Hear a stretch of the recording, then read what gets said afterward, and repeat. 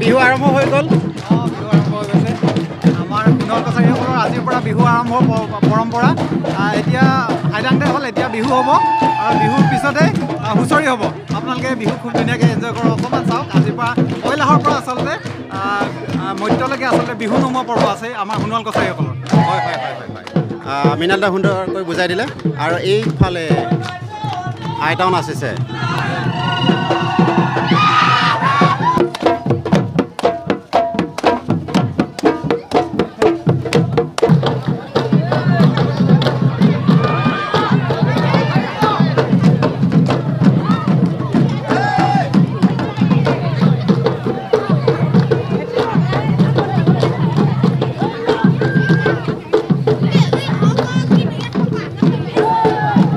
আমাৰ উজনি অসমত বিহু নামিলেই বুলি ক'ব পাৰে নহয়নে কাৰো